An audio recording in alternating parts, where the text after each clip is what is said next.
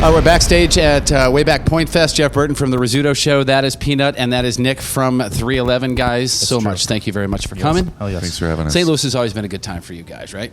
It's always been a good time for almost everybody, right? Yeah. But Oh, yeah, yeah. us specifically. I have been fans of your guys for a very long time. This is the part of the interview that nobody cares about. We're huge. We can just edit this out. This is just for my sizzle reel. You can just send it to us. Back in the day, I got my start in radio in Springfield, Missouri, and shortly after I started there, God, I want to say 91-ish, something like that, you guys were playing a parking lot of the Regency Music Showcase under a freaking tent, and I was like 2 feet away from you just shredding whatever the hell you were shredding. I was like, okay, I'm a fan for life. That's what, 25 years ago. How ridiculous is that? Yeah, we just had our 26-year anniversary, going strong, and looking forward to digging back in the catalog. Since this is the WayBack that we're playing, we're going to do all songs 15 years or more old. 15 older. years more. Well, 2001 or before. Well, that's cool that you say that, because I ride a motorcycle and I rode up here and I had music going on and it was just on shuffle, and My Stony Baby came on. And my first thought is, wow, I don't want to use the word relevant because that's such a media thing to say, but how fresh and just like today it still sounds. That's pretty amazing as well. That's got to feel good.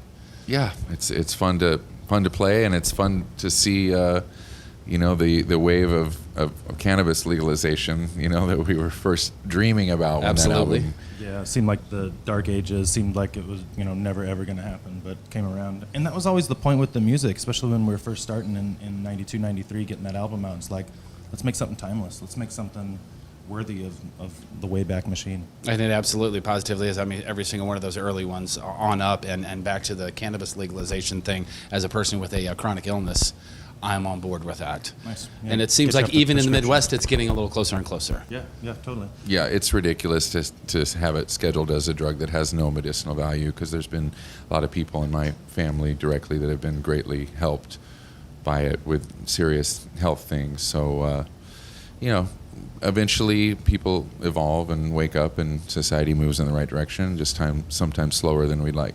Yeah, I agree with that. As a person with Crohn's disease, I agree with everything you are saying right there. All right, so there's the past leading up to here, and you guys have been doing it, you said now 26 years. What, I mean, just going to keep freaking going or what? My God. Just getting good. It's like a bet. We're just like, no, you'll quit first. No, you'll quit first. Like, no, I ain't going to quit first. Ain't none of us going to quit first. We're just going to keep going. It's like, no, just like in the grave. Just keep doing it. And that's the other thing. It's all the OG members as well. Yep. That's the Same ridiculous lineup. thing about a family. And it kind of gets me to one of the things I want to talk to you about festivals. You guys have done a handful of Pointfests, and you guys do a lot of the festivals. It seems like the festival setting and the festival vibe is you guys. Is that why you guys enjoy that so much? Yeah, playing outside in the summertime. Our music was made for that, so it's going to be a great night. And we've got a huge audience, so any festival we go to, we have a presence at. We dominate the merch stand. We dominate the front few rows. But who's counting? It's great. Yeah.